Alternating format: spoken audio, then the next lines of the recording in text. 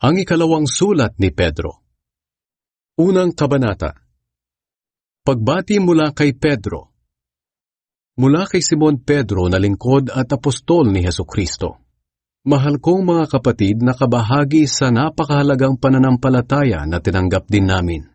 Ang pananampalatayang ito'y ibinigay sa atin ni Hesukristo, na ating Diyos at tagapagligtas dahil matuwid siya.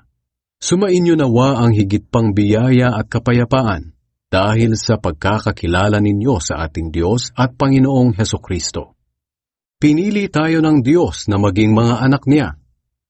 Ang kapangyarihan ng Diyos ang nagbigay sa atin ng lahat ng kailangan natin para mamuhay ng may kabanalan. Ito'y sa pamamagitan ng pagkakakilala natin sa Kanya na tumawag sa atin. Tinawag niya tayo sa pamamagitan ng kapangyarihan niya at kabutihan. At sa pamamagitan din ito, ipinagkaloob niya sa atin ang mahahalaga at dakila niyang mga pangako. Ginawa niya ito para makabahagi tayo sa kabanalan ng Diyos at matakasan ang mapanirang pagnanasa na umiiral sa mundong ito.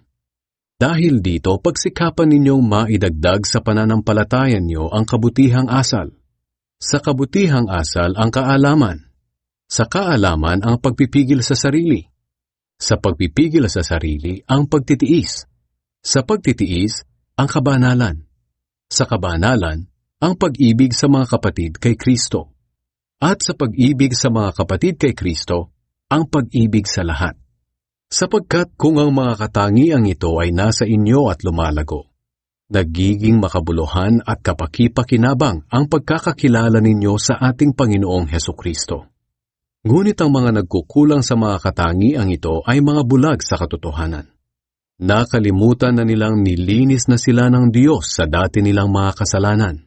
Kaya nga minamahal kong mga kapatid kay Kristo, pagsikapan ninyong mapatunayan na mga tinawag nga kayo at pinili ng Diyos.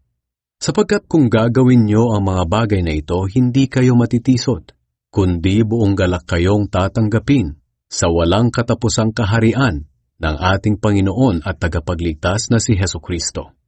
Kaya lagi ko kayong pinapaalalahanan tungkol sa mga bagay na ito, kahit alam nyo na ang mga ito at matatag na kayo sa katotohanang tinanggap ninyo. At sa palagay ko, nararapat lang na paalalahanan ko kayo sa mga bagay na ito habang nabubuhay pa ako. Dahil alam kong hindi na ako magtatagal sa mundong ito.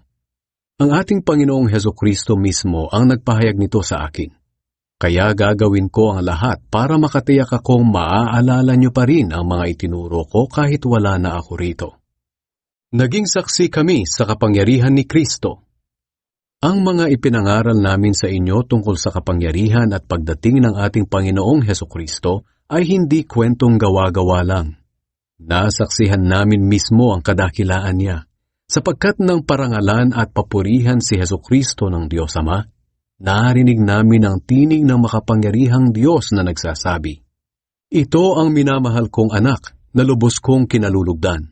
Narinig namin mismo ang tinig na nanggaling sa langit noong kasama namin si Jesus doon sa banal na bundok. Dahil nga rito, lalong tumibay ang paniniwala namin sa mga ipinahayag ng mga propeta noon. Kaya nararapat lang na bigyan nyo ng pansin ang mga sinabi nila.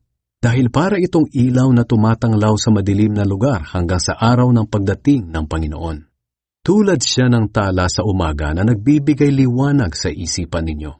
Higit sa lahat, dapat ninyong tandaan na ang lahat ng isinulat ng mga propeta sa kasulatan ay hindi ayon sa sarili nilang interpretasyon, sapagkat hindi galing sa sarili nilang kalooban ang mga ipinangaral nila, kundi sa banal na Espiritu na nag-udyok sa kanila upang sabihin ang salita ng Diyos.